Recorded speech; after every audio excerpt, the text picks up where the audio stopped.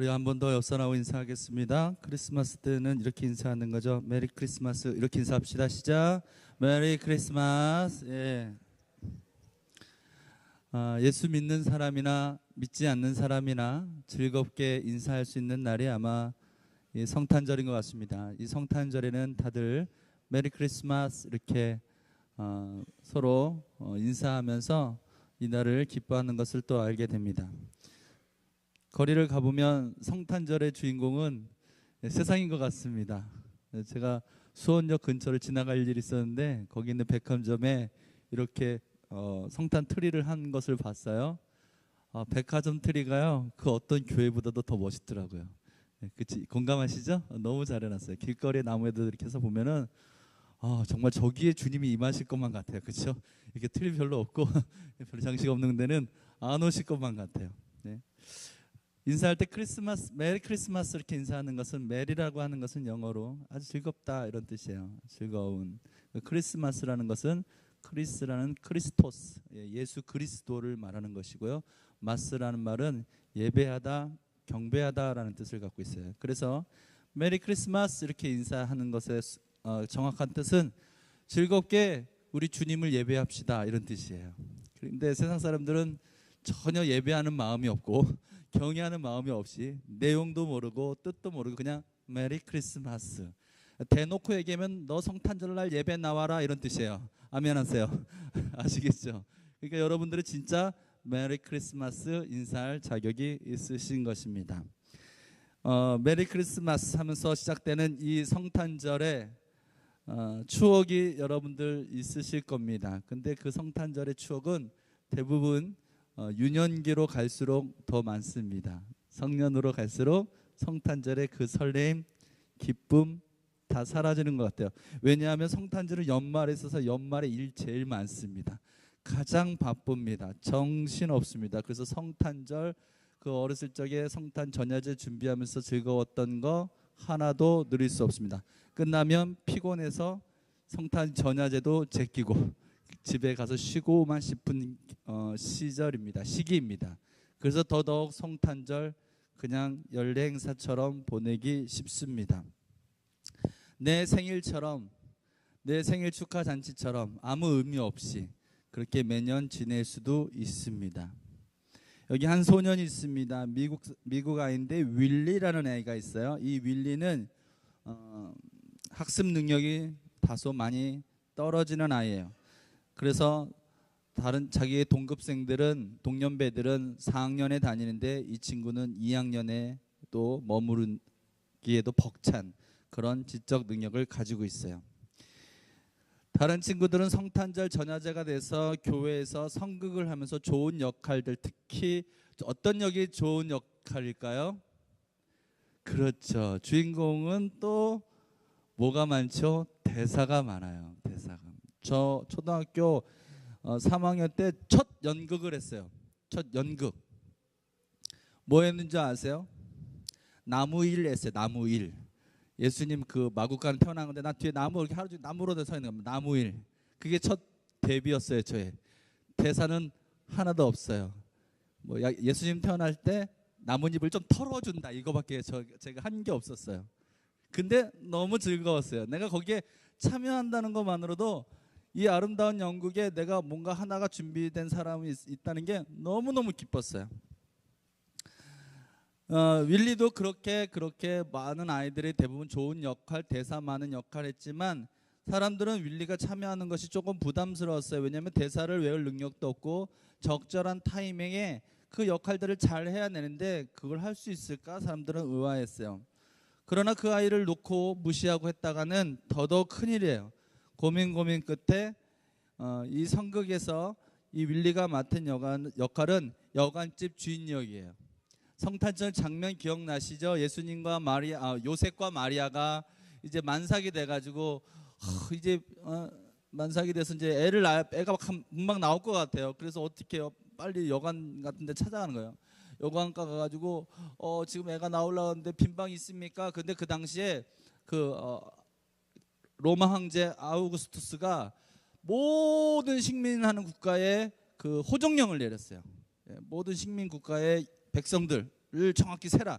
왜냐하면 세금을 정확히 걷기 위해서 그렇죠. 세금을 많이 착취하기 위해서 모든 곳에 명령을 내렸어요. 그래서 이 마리아와 요셉도 어쩔 수 없이 이 베들레헴을 이제 지나게 된 거죠. 그때 마침 베들레헴을 지나서 만삭이 돼서 애가 나올 것 같으니까 여관에 들렀어요. 여관에 들려서 애가 나올 것 같으니까 빈방 있습니까? 하는데 그 주인이 너무 많은 사람들이 그 호적 등록하러 왔기 때문에 다 거기 머물고 있는 거예요. 그래서 빈방이 없어서 빈방이 없습니다. 그러면 마구간이라도 가시죠. 근데 그게 뭐냐면 우리가 생각할 때 그 말 타는 마구간 이런 개념이 아니고요. 그건 굉장히 낭만적인 마구간이에요.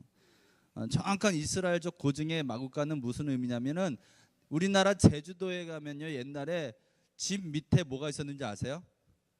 방 밑에? 화장실 밑에? 돼지 키웠어요. 여러분 한문으로 집가 쓰면요, 이렇게 집의 지붕 모양의 밑에 뭐가 써 있죠? 돼지 돈자가 써 있어요. 그 얘기 뭐냐면 집 밑에 돼지를 키웠다는 뜻이에요. 우리나라 사람도 그렇고 중국 사람도 그렇고 제주도에는 아직도 그 흔적이 있어요. 이스라엘 집 구조가 그래요. 집이 있고요, 방이 있고 주거하는 공간이 있고요, 밑에 2층으로 올리든지 아니면 가난하면 밑으로 파든지 해서 밑으로 파서 거기는 가축들, 짐승들 키우는 그런 데요. 그러니까 마구간보다는 사실은 축사가 더 맞는 거예요. 더러운데. 거기라도 있겠습니까? 할 때 밖에 추운데 있을 수가 없잖아요. 굉장히 춥거든요. 밤에는 영하 30도 이렇게까지 떨어집니다. 견딜 수가 없어요. 그래서 들어가겠습니다. 그 마구간이라도 들어가는 거예요. 예수님은 방이 없어서 성경에는 그가 누일 곳조차 얻지 못했다. 만왕의 왕이신 그분께서 이 땅 가운데서는 단 한 평도, 단 한 곳도 받아들이는 곳이 없고 누일 곳이 없었다라고 하는 그 성극의 내용에 윌리가 맡은 역할은 매몰차게 여관 주인으로 나와서 방 없어요 하는 그 한마디였어요. 드디어 연극이 시작됐습니다. 아이들이 하는 연극 얼마나 재밌고 신이 납니까? 신나게 보고 있는데 드디어 마리아와 요셉이 여관에 당도했고 윌리는 그때 문 앞에서 딱 나와서 방 없어요 하고 한마디 하고 문을 닫고 들어가면 모든 연극은 아주 멋지게 잘 진행되는 거였어요. 한 달이나 연습한 끝에 성탄절이 되어 공연이 시작되었어요. 이제 방 없어요 이렇게 얘기하면 되는 거예요. 드디어 그 대목이 됩니다. 마리아와 요셉이 여관을 찾아왔어요. 주인님, 방 하나만 빌려주세요. 아이를 낳아야 하는데 아무 데서도 안 받아줍니다. 부탁합니다. 윌리가 자기 역할을 잘 해냈어요. 퉁명스럽게 말했어요. 빈방 없어요. 딴 데 가보세요 하면서 문을 탁 닫고 들어갔어요. 성공했어요. 연극을 지도했던 모든 선생님들과 같이 연극을 했던 아이들도 다 안심했어요. 근데 그때였어요. 빈방 없어요 하면서 방 안으로 쑥 들어가야 되는데, 문을 닫고 들어가야 되는데 윌리가 다시 나왔어요. 그러더니 처량하게 지나가는 그 발걸음 옮기는 마리아와 요셉을 보면서 이렇게 얘기합니다. 요셉님, 마리아님, 가지 마세요. 사실은 우리 안방이 비어 있어요. 그 방에 들어가세요. 순간 관객들은 터져나오는 웃음을 참을 수 없었어요. 방 없어요는 연극이었지만 방이 있어요 라고 말한 건 윌리의 진심이었어요. 연극은 연극으로 잘 끝나야 좋은 건데 이 진심이 그 연극을 망쳤지만 거기 있는 모든 사람들은 다 은혜를 받았어요. 자기 마음 가운데 여전히 방이 있음에도 불구하고, 여전히 주님께 할 수 있음에도 불구하고 우리는 윌리보다 과연 지능이 높다고 말할 수 있을까? 우리는 윌리보다 더 믿음이 좋다고 말할 수 있을까? 오늘 성탄절을 맞이하여 성탄의 참된 의미는 세 가지로 생각해 볼 수가 있어요. 첫 번째는 주님은 간절히 찾는 자에게 찾아오신다는 사실이에요. 오늘 본문 8절에는 그 지역의 목자들이 밤에 밖에서 자기 양떼를 지키더니라고 얘기했어요. 이스라엘 사람들은 우리나라처럼 얼마나 우리나라 사방 곳곳에 풀 안 자라는 데가 없잖아요. 풀 잘 자라는 나라죠, 우리나라는. 그냥 우리나라 팔도가 다 푸르릅니다. 봄 되고 여름 되면. 그러나 이스라엘 그렇지 않아요. 광야는 풀을 더더욱 찾기가 어려워요. 그래서 이 목자들은요, 양떼를 데리고 며칠씩 풀을 찾아다닙니다. 예. 한 곳에서 뜯으면 그 다음에 목초지를 따서 또 며칠씩 다닙니다. 그러다 보니까 집을 떠나서 며칠씩 떠나 있기 때문에, 왜 양떼를 먹여야 되니까 밤에 그 양떼와 함께 길에서 노숙할 때도 아주 많습니다. 그러나 제대로 잘 수 없습니다. 이 밤에 이리 녀석들이, 사자와 승냥이 같은 이런 육식 동물들이 그 양을 노리기 때문에 그렇습니다. 그들은 지쳐 있었을 것입니다. 긴장하고 있었을 것입니다. 그 추운 날, 양들은 털이라도 있지. 예? 이 사람은 얼마나 추워요 밤에. 그러니까 그 추운 데서 덜덜 떠면서 잠도 교대로 자면서 아마 전전긍긍 양떼를 먹였어요. 목자는 그런 분이에요. 자기가 잠을 자지 못하고 자기가 희생하고 그러면서 양떼를 먹이는 분이 목자예요. 아멘 합시다. 네. 지치고 힘들고 춥고 언제 이 생활이 끝날 수 있을까? 무슨 소리야? 자네의 아빠도 목자였고 양치기였고 우리도 양치기, 우리 아들도 양치기가 될 건데 거기에는 소망도 없고 꿈도 없고 비전도 없어요. 우리 부모님이 평생 해왔던 일이고 내 자식도 평생 해올 일이에요. 이 지친 일, 이 추운 날 밤을 지키고 있어야 되는 일, 풀을 찾아 양떼와 함께 돌아다녀야 되는 일, 밤에 잠을 자지 못하는 이 고단한 삶, 마음의 평화를 잃어버리고 기쁨을 잃어버리고 소망을 잃어버린 삶.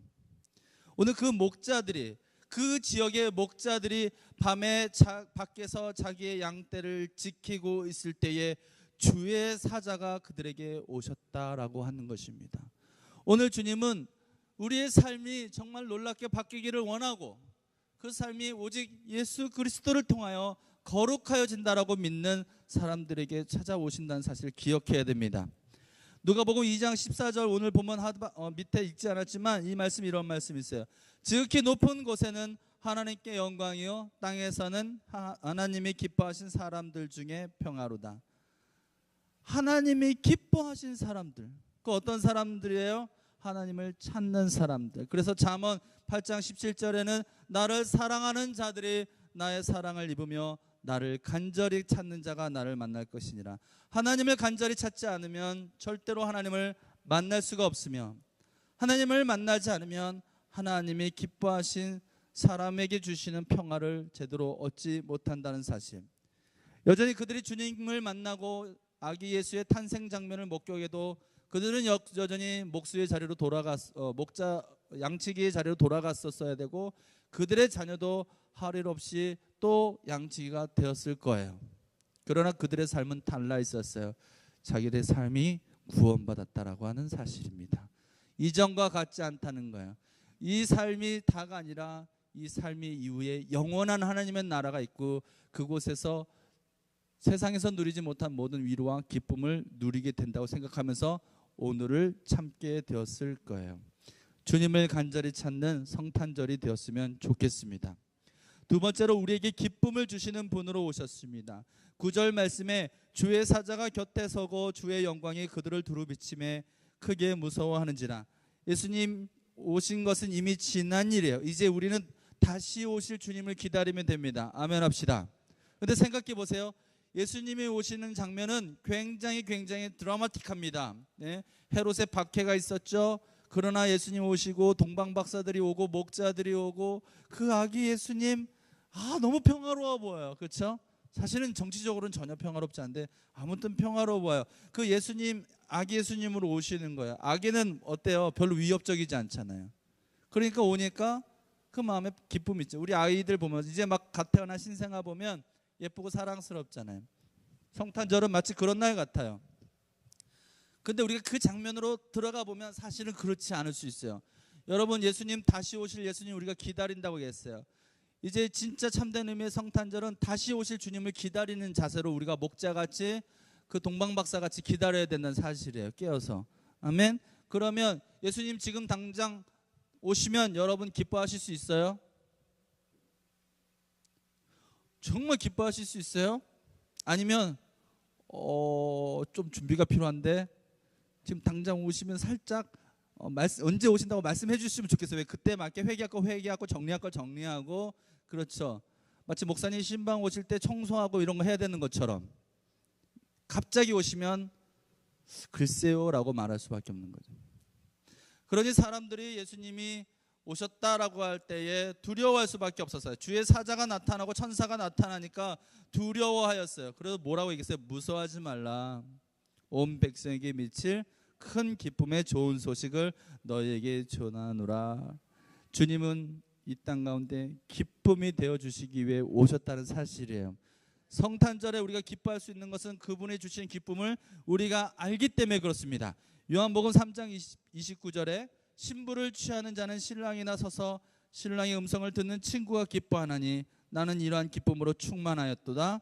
요한복음 15장 11절 내가 이것을 너에게 이름은 내 기쁨이 너희 안에 있어 너희 기쁨을 충만하게 하려 함이니라. 예수님 믿다 보면은 부담스러운 일 있을까요? 있을까요? 많습니다. 힘든 일, 고민되는 일 있을까요? 있을까요? 있습니다. 그러나 그 힘들고 어렵고 부담되는 일들을 이길 수 있는 것은 그것을 넘어서 우리에게 참된 기쁨을 우리 주님이 우리에게 주신다는 사실, 믿음이 있기 때문에 그렇습니다. 근데 이 기쁨을 경험하면 그 나머지 것들은 아무 문제가 되지 않는 거예요. 그래서 천국을 소유하는 것이 마치 뭐와 같다고 얘기했냐면, 밭이 있는데 어떤 사람이 와가지고 그 밭 잘 가는 사람한테 김씨 이번 주에 와서 우리 밭에 와서 밭 좀 갈아줘. 내가 일당 두둑히 줄게. 이 김씨 아저씨는 자기 밭도 아니지만 그 일당 준다는 말에 너무 가난하니까 그 일당 준다는 말에 가서 밭 갈러 갑니다. 밭을 열심히 갑니다. 예? 열심히 가면서 땀 흘립니다. 그래서 일당 받으면 우리 집사람 이 추운 날 털장갑 하나 해줘야지. 일당 받으면 우리 아이들 성탄절이라는데 양말 걸어놓겠지? 그러면은 선물 하나 넣어줘야지 하면서 그 밭을 열심히 갈고 있습니다. 근데 밭을 갈다가 땅 하는 소리가 들립니다. 이 뭐야? 돌멩이 아니야? 아유 참 밭 가는데 돌멩이 나오는 것처럼 신경질나는 거 없거든요. 에이씨 큰일 났다. 이게 쉬운 일이 아니네. 딱 봤더니 웬 항아리 같은 게 있습니다. 이게 뭐야 하고 봤더니 그 안에 어마어마한 금덩이가 있어요. 딱 봐도 한 몇백억치가 되는 어마어마한 황금덩이가 있어요. 순간 그걸 본 순간 이 김씨는 그 흙을 다 덮습니다. 그리고 주변을 다 살펴봅니다. 그리고 왜 살펴봤을까요? 누가 본 사람이 있을까? 그리고 그 밭을 다 엎은 다음에 쟁기를 내려놓고 호미를 내려놓고 바로 동네로 뛰어가서 가장 돈이 많은 사람에게 가서 돈을 빌립니다. 어떻게든 돈을 빌립니다. 그리고 그 밭을 통째로 사버립니다. 그러면 거기에 있는 금덩이는 누구의 것이 되겠습니까? 네, 천국은 마치 소유하는 방식이 이렇다라고 하는 것입니다. 예수 그리스도가 우리를 구원하시고 우리에게 참된 기쁨이 되어주셨기 때문에 그 기쁨을 위해서라면 밭을 사는 수고와 그 부담은 여전히 우리에게 기쁨의 과정일 수밖에 없다. 아멘이세요? 네, 정말 여러분 이 성탄절날 그런 기쁨, 하물며 또 우리가 어쩔 수 없는 혹은 마음의 영적인 거룩한 부담감을 뛰어넘는 그 기쁨으로 나가기를 주의 이름으로 축원합니다. 마지막 세 번째로는 주님은 우리의 구세주로 오셨습니다. 오늘 11절 말씀 다 같이 읽어보겠습니다. 시작. 오늘 다윗의 동네에 너희를 위하여 구주가 나셨으니 곧 그리스도 주시니라. 사도행전 13장 23절에는 하나님이 약속하신 대로 이 사람의 후손에서 이스라엘을 위하여 구주를 세우셨으니 곧 그리스도 예수라라고